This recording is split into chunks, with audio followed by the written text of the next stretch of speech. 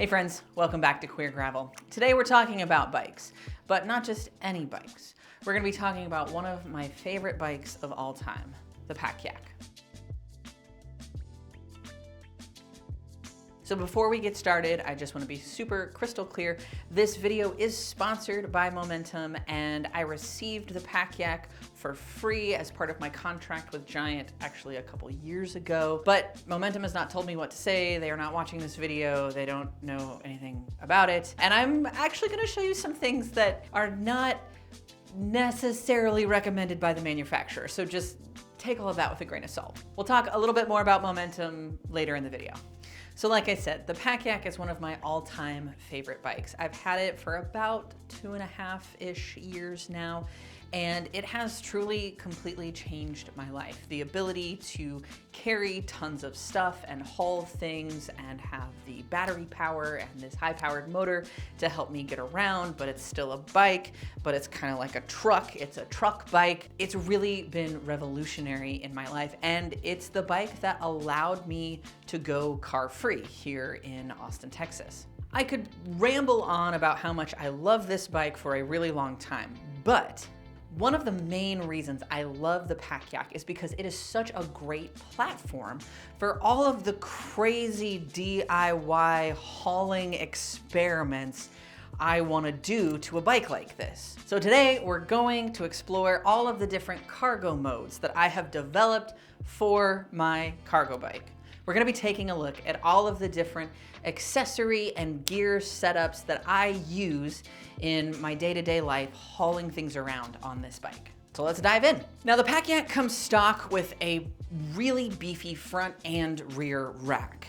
Now we're not going to talk a ton about the front rack today because I haven't done a lot of really creative things with it. Really, I've just put a few different bags or coolers in the front of it and used it like a front rack. And it's been incredible. I've thrown 50 pounds of concrete in the front of it, blowing way past the manufacturer's recommended weight limit, but it did just fine. So it's a really incredible rack. I love it because it's attached to the frame and not to the handlebars or the fork.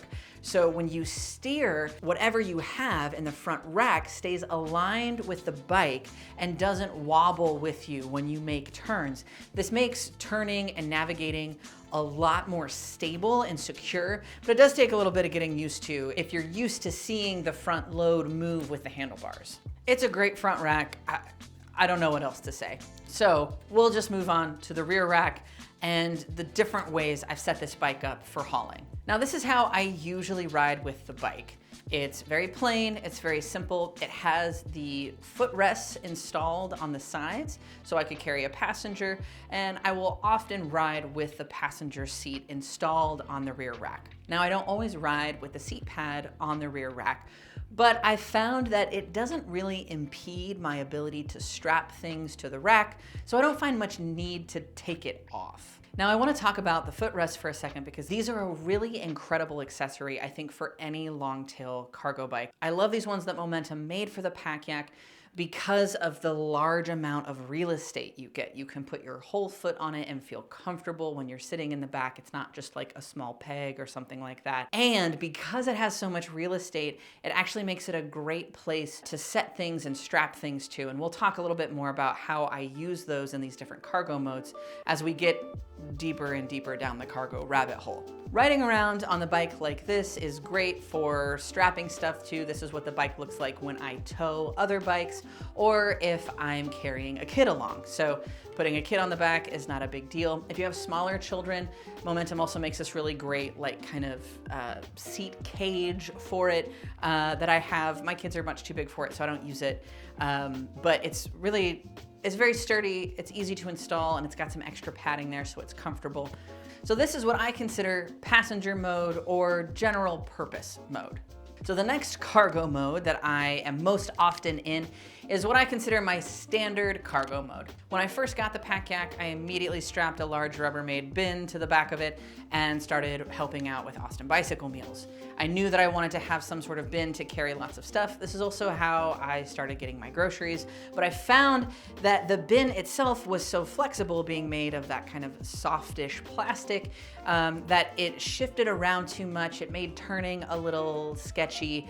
and it wasn't quite as secure on the rack as I wanted it to be. So this is where I did my first DIY project for the Pak Yak. I took the bin and attached it to this piece of plywood using screws that were the same size as the seat pad that's made for the Pak Yak. I made sure that all the holes aligned so that I could just drop this bin right into the same mounting hardware that all the other Momentum accessories use. And by attaching this piece of plywood to the large bin, and I add a lot of stability when I'm turning and a little bit of extra rigidity to the back of the bin that tends to sag if it gets too heavy. These small adjustments were really a game changer for carrying heavier and bulkier loads on the back of the Pak Yak. I like using the Rubbermaid container because it also comes with a lid that helps keep things dry if you're riding in the rain. So once I had this kind of standard cargo mode established, I started looking for more and more ways to fill out what I could carry. Because I was able to build the box and the platform to align with the same accessories that Momentum already made, it meant that I could easily add the Momentum panniers to the back of the Pak Yak and add some immediate extra hauling capacity. These panniers are great because they fold up and stay really close to the bike if you want to just keep them under the seat pad. They don't get in the way if you have a passenger, but they expand to quite a good size if you're trying to haul things around. I can fit 2 full-sized HEB sized grocery bags in each one of these, so that's 4 bags total. And depending on what all we need, that could be an entire grocery run for our household. Before we dive into our next cargo mode, let's hear a little bit more about the sponsor of today's video, Momentum Bicycles. Momentum bicycles are all about getting where you need to go in style and comfort. Their wide range of e-bikes spans from cruisers to cargo bikes and everything in between. Whether you're looking for a stylish, lightweight option or a way to haul lumber home from Lowe's, Momentum's got you covered. They put the fun in functional, and they want to help you go your way. Click the links down below to check out their entire range and learn a little bit more about the bikes I love. Thank you, Momentum, for sponsoring this video. While helping out with Austin Bicycle Meals, though, I found that these panniers were not quite right for all the things I wanted to carry. So this brought us to the third cargo mode, what I call ultra cargo mode. Now in ultra cargo mode, I have the large bin on the back, just like our standard cargo mode, but then I've added 2 smaller 20-gallon containers on the sides of the rack, strapped both to the side rack and to the footrest. This is one of the spaces where the extra real estate of the Momentum footrest comes in really handy, because now not only are the sides of these containers supported, but the bottoms are supported as well, which means I can hold a lot more. This is great for increasing both the capacity of volume and of weight that I can carry on the bike. And because the footrests sit so low, it lowers the center of gravity of the bike and doesn't interfere with the handling. Again, added bonus to these types of containers is that when you strap them to the bike, you can also add the lids, helping to protect whatever you're carrying from the elements. I've really only used this setup when working with Austin Bicycle Meals. It's honestly a little overkill for everyday life and everyday riding. I haven't actually run into a situation in my daily life where I've needed this much hauling capacity, but it is really cool to know that I can get it with just these few things I have. Some extra volet straps, a couple extra bungee cords. And what we've been able to do with Austin Bicycle Meals with this setup is still really awesome. But of course, ultra cargo mode is not quite enough, which brings us to super ultra cargo mode. Both in riding with Austin Bicycle Meals and some of the things I was doing in my day-to-day life, I realized I wanted to pull a trailer. Now, one of the issues that you run into with the Pak Yak is if you're using the footrests, they block the rear axle, which means if you want to run something like a Burley trailer or any of the other brands of trailers, you have to get a little bit creative. At first, I was using some pipe strap to attach the hitch to the rear rack of the bike, and that worked fairly well, but it was not the most secure, and I realized as I started to increase the weight on the trailer, it was getting a little less stable than I felt comfortable with. So I met up with my friend Tony and we built a hitch and attached it to the rear of the Pak Yak. Now this is where we start to get into some crazy DIY stuff and where I really felt like the Pak Yak was such a great platform and kind of a a blank canvas of sorts for all sorts of things. We both welded and used support screws to attach the hitch to the footrests.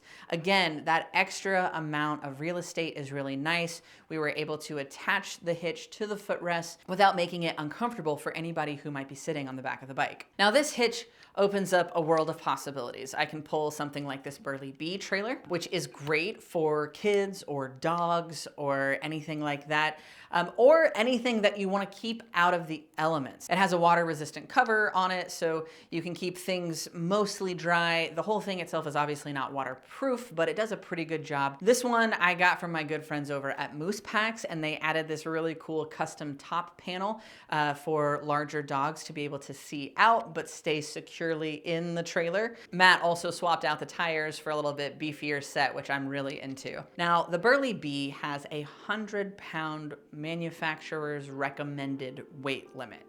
And I would probably stick pretty close to that in this version of the trailer. That, on top of the fact that this trailer is enclosed, so it has both an aluminum and kind of fabric frame that goes around it, can actually limit what you can carry in this trailer. Now, obviously you can carry a lot, but I want to push it a little bit further. So this brings me to my next kind of DIY cargo biking experiment, and that was building out my own sturdier cargo trailer. Now, I had gotten another Burly Bee from a friend of mine who didn't need it anymore, and I realized I wanted to do more with it than I could in its kind of standard configuration. So I busted out the tools and I took off the top part of the frame and kind of stripped it down to just the bare aluminum chassis.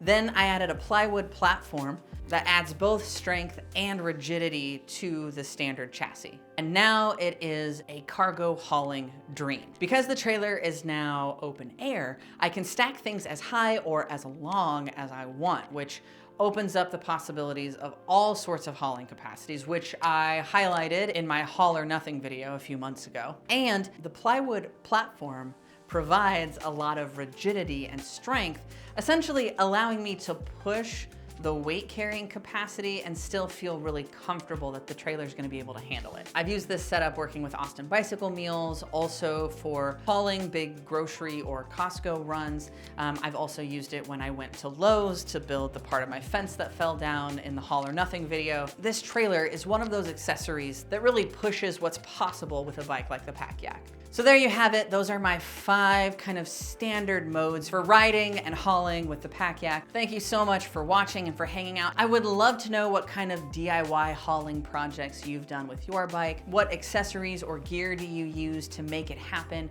Drop it down in the comments below. I would love to hear about it. Don't forget to subscribe to stay up to date when new videos come out, and click like if you've enjoyed this video.